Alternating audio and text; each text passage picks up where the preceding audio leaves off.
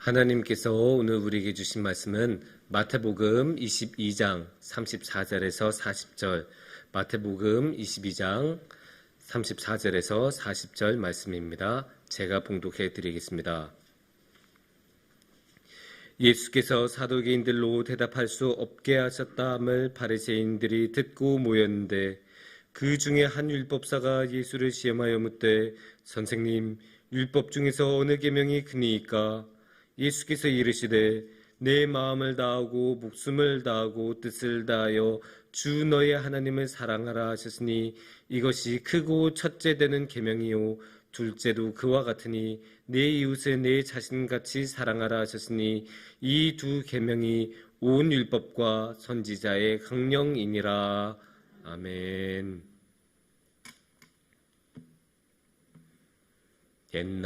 옛적에 하나님만을 생각하고 하나님만을 위하여 살겠다고 하던 사람들이 있었습니다.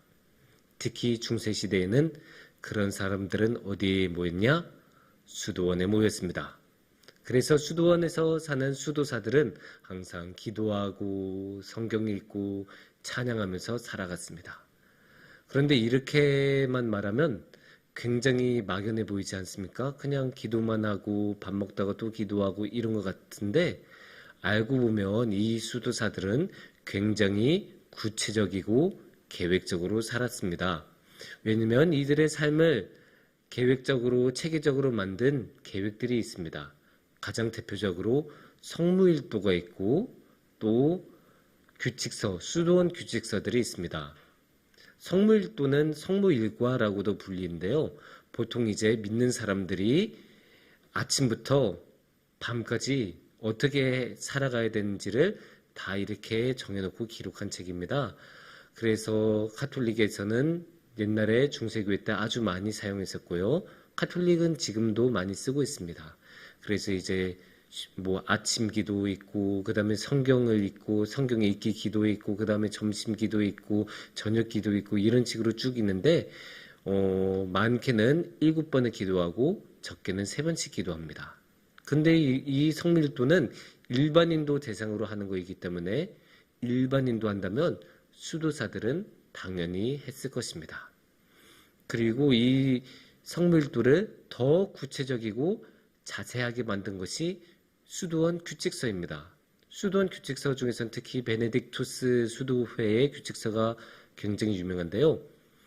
거기에는 아주 자세하게 아침 기도에는 그러면 몇 시에 드려야 하는가, 그리고 어떠한 마음가짐으로 드려야 하는가, 성경 읽기는 어떤 마음가짐으로 해야 되고, 그럼 식사 시간은 언제 해야 되고, 그런 식의 규칙들이 아주 상세하게 기록이 되어 있습니다.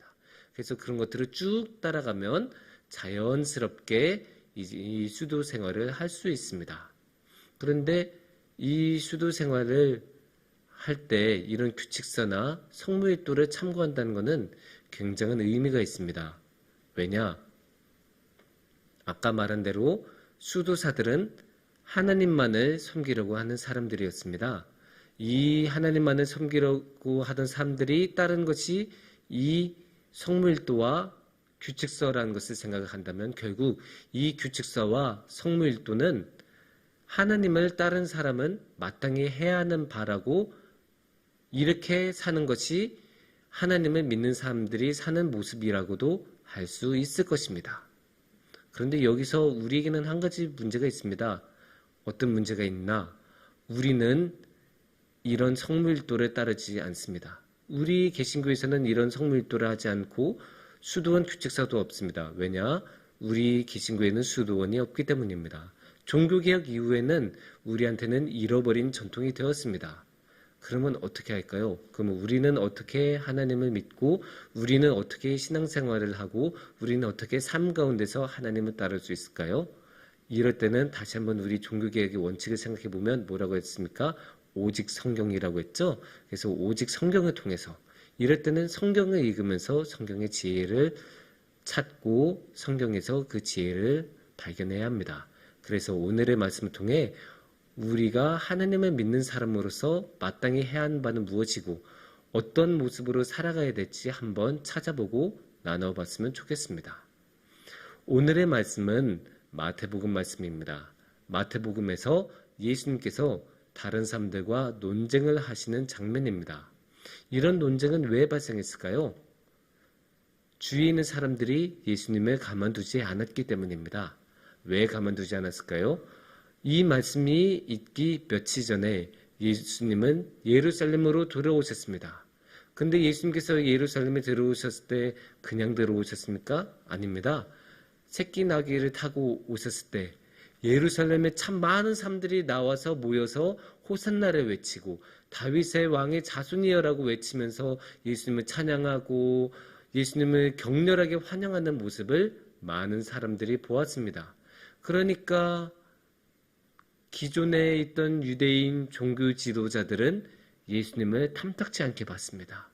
자신의 경쟁자처럼 느껴지기도 하고 자신이 생각하는 것하고 다른 거를 예수님이 선포하고 계시다 보니 예수님을 받아들이지 못하는 사람들이 바로 이 종교 지도자들이었습니다. 그래서 오늘의 모습에 그런 모습들이 보입니다. 34절을 보면 이런 식으로 말씀이 진행이 됩니다. 예수께서 사두개인들로 대답할 수 없게 하셨다 함을 바리새인들이 듣고 모였는데, 그러니까 이미 예수님께서 사두개인들이라는 사람들하고 한바탕을 하셨어요. 그런데 여기서 사두개인들이란 어떤 사람들이냐? 성전에서 일하는 사람들, 그러니까 성전에서 일하는 제사장들이 중심이 된 사람들이에요. 그러니까 이 제사장들하고 한바탕 붙으셨는데 여기서 제사장들이 완전히 KO를 당했다. 그거를 듣고 바리새인들이 긴장을 하겠죠, 당연히. 아무리 이 바리새인들이 사두개인들하고 사이가 안 좋다고 해도 이 바리새인들도 예수님을 별로 안 좋아했기 때문에 저 사두개인들이 당했어? 그러면 우리는 어떻게 해야 되지? 참고로 이 바리새인들은 그 중산층 유대인들이 많고 평신도들이 많았어요. 평신도 중산층인데 아주 믿음엔 열심히 있는 사람들. 그래서 성경도 열심히 읽고 경건생활도 아주 열심히 하는 사람들이었는데 이런 사람들이 사두개인들이 그렇게 당한 것을 보고 그러면 우리는 어떻게 할까 하면서 작당 모의를 하고 있는 게 이 34절의 모습이라고 할 수 있습니다. 그러면 이 34절의 모습에서 더 나아가서 어떻게 될까요? 35절을 보면 이런 식으로 말씀이 나옵니다. 그 중에 한 율법사가 예수를 시험하여 묻되, 바리새인들이 그렇게 작당 모의를 하다가 율법사 하나가 그 중에서, 그러니까 바리새인 율법사겠죠? 딱 튀어나와서 그냥 예수님한테 직진 딱 하고 예수님한테 그냥 돌직구를 던진 거예요. 그러면서 나타나서 물었어요. 그러면 뭐라고 물어봤을까요? 36절에 그 내용이 나오죠. 선생님, 율법 중에서 어느 계명이 크니까? 물론 이 질문 자체는 잘못된 게 아니에요. 이 질문에는 문제가 없어요. 다만 이 의도에 문제가 있죠. 어떤 의도라고 했죠? 시험하여 묻되라고 앞절에서 나왔죠. 그러니까 굉장히 불순한 의도이죠. 어떻게든 꼬투리 한번 잡아보려고 예수님이 어떻게 대답하나 이게 가만히 보면서 어떻게든 흠을 잡아보려고 이렇게 노려보고 있는데 그 노려보기 위한 그렇게 예수님을 시험하는 그 질문이 바로 어느 계명이 가장 크니까입니다. 의도는 굉장히 불순했지만 이 질문 자체는 틀린 게 사실 없습니다. 왜냐? 우리가 신앙생활에서 당연히 계명들은 지켜야 되는 거고 그러면 가장 중요한 게 뭐냐? 쉽게 말해서 우리가 하나님을 믿는 사람으로서 가장 중요하게 여겨야 하는 게 무엇입니까? 라고 물어본 거예요. 그래서 예수님께서는 비록 그 의도가 굉장히 불순하더라도 이 기회를 통해서 우리를 가르치시는 아주 귀한 기회로 삼으셨습니다. 그래서 우리는 예수님의 이 답변을 아주 주의 깊게 바라볼 필요가 있습니다. 그러면 예수님께서는 무엇라고 대답하셨을까요? 예수님의 답변은 37절에서 39절에 나타납니다. 예수께서 이르시되 내 마음을 다하고 목숨을 다하고 뜻을 다하여 주 너의 하나님을 사랑하라 하셨으니 그 다음요 이것이 크고 첫째 되는 계명이요 둘째도 그와 같으니 내 이웃을 내 자신같이 사랑하라 하셨으니 이렇게 말씀하셨습니다. 사실 굉장히 유명한 답변이죠. 하나님을 사랑하고 이웃을 사랑하라. 하나님을 사랑하는 게 가장 중요하고 두 번째로 중요한 게 이웃을 사랑하라. 근데 예수님께서는 그냥 사랑하라라고 하신 거 아니에요? 대면대면하게 사랑하라.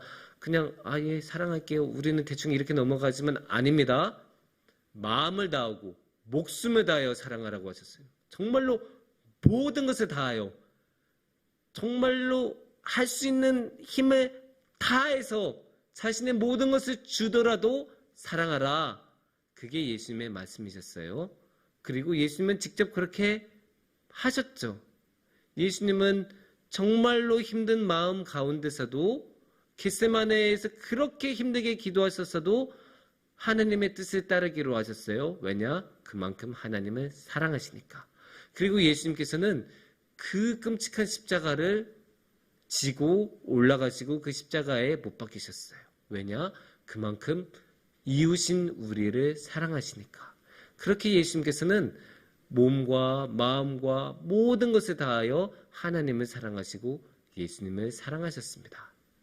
그래서 우리도 이 하나님 사랑과 이웃 사랑을 너무나 중요하게 여겨야 되고 항상 우리 마음속에 깊이 새겨놔야 할 것입니다.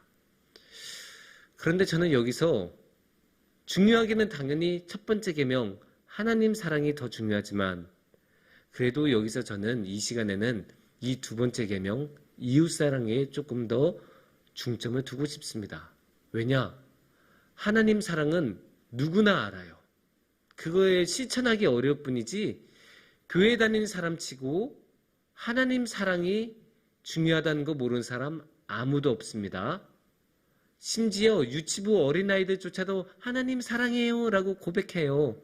그러니까 하나님 사랑은 너무나 당연한 거고 너무나 기본이에요. 그런데 이 이웃을 사랑하라 라는 것은 잊어버린 경우가 많아요. 머릿속엔 있는데 살다 보면 잊어버려요. 그런 경우가 너무 많아요. 왜냐? 우리가 신앙생활 열심히 하다 보면 어느 순간 하나님하고 나만의 관계로만 생각하는 경우가 있어요. 그러면 하나님만 보이고 그러면 하나님하고 나 둘 사이의 관계만 신앙이 되지 주위에 있는 이웃은 안 보이게 되는 거예요. 그렇게 되는 경우도 있고 또 어떨 때는 일부러 이웃 사랑하는 것을 일부러 잊어버리고 싶은 경우도 있어요. 왜냐? 힘드니까. 이웃을 사랑하는 거 힘들어요. 솔직히 말해서. 하나님은 항상 우리에게 은혜 주시고 도와주시고 지켜주시니까 당연히 하나님은 사랑할 만한 해요. 하지만 이웃은 같이 살다 보면 부딪히고 갈등도 생기고 이렇게 보면 하나 잘한 것 없고 예쁜 구석 하나도 없는데도 사랑해야 돼요. 그리고 그 사랑한 건 굉장히 구체적으로 하나씩 다 해야 되기 때문에 힘들어요. 귀찮고 신경 쓸 것도 많고. 그래서 우리는 이 이웃 사랑을 일부러 잊어버리고 싶은 때도 있기 때문에 더욱더 이 이웃 사랑을 중요하게 여기고 이 이웃 사랑을 우리 마음속에 품어야 합니다. 그렇다면 여기서 우리가 한 가지 질문을 던질 수 있습니다. 예수님은 그렇다면 왜 그렇게 이웃 사랑을 중요하게 여기셨을까요? 여기서는 두 가지 대답을 드릴 수 있을 것 같습니다. 하나는 우리의 이기심 때문입니다. 우리가 우리 자신을 얼마나 사랑하고 우리 안에는 우리로 얼마나 많이 가득 차 있습니까? 우리는 탁월한 재능이 있어요. 어떤 재능이냐?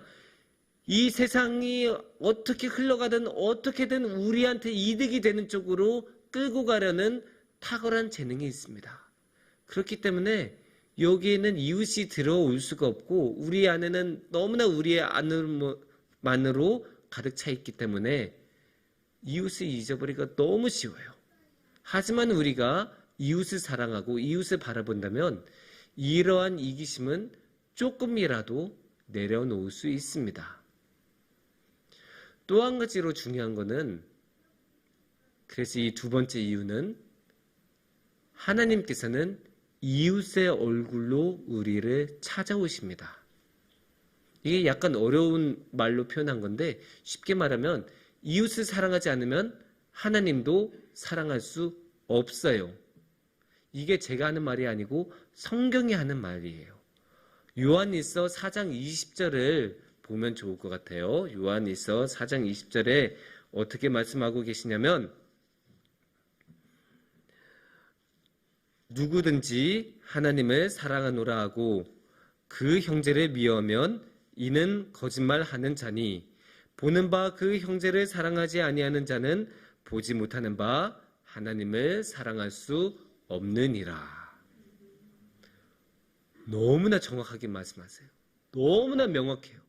제가 더 이상 설명을 드릴 게 없을 정도로 명확하게 말씀하세요. 이웃부터 사랑해라. 네 형제부터 사랑해라. 왜냐? 너 지금 네 눈앞에 있는 네가 눈으로 볼 수 있는 형제, 이웃도 사랑하지 않고 어떻게 눈에 보이지 않는 하나님을 사랑할 수 있겠냐? 그러니까 우리는 이웃을 사랑하지 않고서는 하나님을 사랑할 수 없다라고 성경에서는 못을 받고 있어요. 그러면 우리가 열심히 이웃을 사랑해야겠죠. 하지만 우리는 어떻게 이웃을 사랑할 수 있을까요? 이것도 우리는 생각해 봐야 돼요. 왜냐하면 우리가 마음은 있는데 그 마음을 제대로 표현하지 못한 경우도 많고 마음은 정말로 사랑하고 싶은데 그 뜻대로 되지 않는 경우가 너무 많아요. 그래서 어떻게 해야 하나? 이럴 때는 한번 옛 선조들의 지혜를 빌린 것이 도움이 됩니다. 옛날 옛적, 아까 말한 중세의 수도사들보다도 더 옛날, 500년도 더 옛날에는 정말 수도사들이 있었는데 이 수도사들은 그냥 수도원에 들어가는 수도사들이 아니었어요. 이 수도사들은 하나님만 바라보고 하나님한테 모든 것을 바치겠다라는 마음으로 어디로 갔냐? 사막으로 가는 수도사들이 있었습니다. 사막에는 아무것도 없잖아요. 사람도 거의 없고 뭐 동물도 당연히 거의 없고 쉽게 말해서 우리가 불교 보면 속세를 떠났다라고 하는 표현이 있잖아요. 그런 것처럼 이 사막에서 수도하는 수도사들, 사막 수도사들은 정말로 속세를 버리고 떠나고 하나님만 만나러 갔습니다. 그런데 이렇게만 보면 이 사막 수도사들은 정말로 하나님하고 자기만 보고 이웃에 대해서 신경을 안 쓴 것 같잖아요. 근데 안 그래요. 이 사막 수도사들이 가장 강조한 것 중에 하나가 이웃에 대한 사랑이었어요. 오히려 오늘날을 살아가는 우리, 도시 속에서 그렇게 많은 사람들하고 같이 살아가는 우리가 이웃에 대해서 더 무관심합니다. 어디서 볼 수 있냐? 우리 아파트 살아갈 때 딱 문 닫고 들어가면 주위에서 무슨 일이 일어나든 신경을 안 쓰잖아요. 오히려 관심을 꺼주는 게 예의예요. 아무리 옆집에서 시끄럽게 굴고 층간소음이 심해도 옆집에 무슨 일이, 윗집에 무슨 일이 일어난지 관심을 갖지 않는 게 요새는 그게 매너라고 하죠. 이게 근데 집에서만 사는 게 그렇습니까? 아니에요. 지하철에서 출근길 한번 보세요. 어때요? 그렇게 많은 사람들이 가득 차 있어도 옆에 사람하고 이야기합니까? 옆에 사람들 봅니까? 아니에요. 뭐만 하고 있어요? 다 이렇게. 이거 뭔지 아시죠? 이렇게 핸드폰만 해요. 근데 요새는 젊은 사람들은 이걸로 안 끝나고 이것도 있어요. 이게 작아서 잘 안 보이시죠? 이게 근데 이어폰이에요. 그 옛날에는 다 선이 있었지만 요새는 이게 무선 이어폰으로 해요. 그래서 무선 이어폰으로 하면 여기까지 하면 어떻게 되냐? 저요? 저 부르셨어요? 이렇게 되는 거예요. 도저히 옆 사람하고 이웃 사람하고 소통도 안 되고 관심도 안 갖고 그런 게 우리 오늘날을 살아가는 현대인의 모습이에요. 그러니까 우리가 오히려 겸손하게 그 옛날의 사막수도사들의 지혜를 한번 빌릴 필요가 있어요. 그러면 이 사막의 수도사들은 이웃을 사랑하기 위해서 무엇이 중요하냐라고 말하느냐 하면 판단하지 말 것을 가장 먼저 말해요. 그러니까 판단하지 말고 이웃을 정죄하지 말아라. 우리는 살아가면서 판단할 수밖에 없어요. 뭐 이거 하면 이게 지금 싼지 아닌지 좋은지 아닌지 그런 거 다 판단하면서 살죠.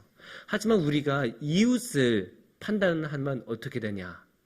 그냥 이 사람이 잘했다 못했다 이걸로 안 끝나요.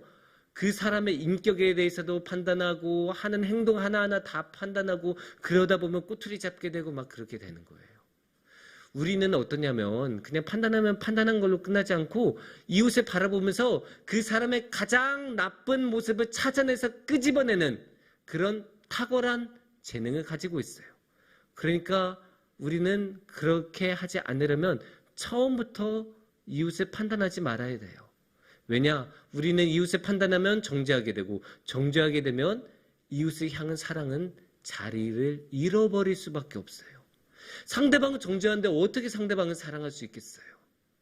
그래서 사마귀 수도사들은 어떤 말을 했냐면 너의 이웃이 하나님을 욕되게 하지 않는 이상 절대로 정죄하지 말아라. 너한테 아무리 큰 잘못을 저질러도 정죄하지 말아라. 왜냐?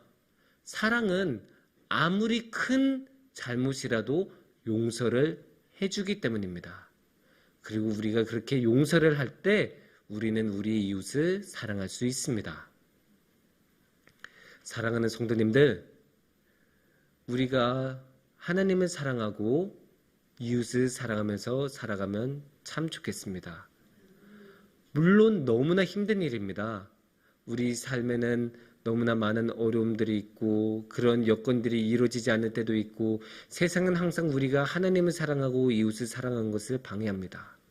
그럼에도 불구하고 우리가 그 사랑을 부여잡고 하나님을 사랑하고 예수님을 사랑하셨던 그 예수님을 우리 마음속에서 잃지 않고 우리도 예수님을 따라서 그렇게 사랑을 한다면, 그래서 우리 모든 것을 바치더라도 하나님을 사랑하고 이웃을 사랑한다면, 그래서 우리가 우리의 이웃을 판단하지 않고 사랑으로 용서해주고 감싸주고 사랑으로만 우리의 이웃을 대한다면 그 하나님의 크신 사랑이 우리의 마음에 충만해질 것입니다. 함께 기도하겠습니다.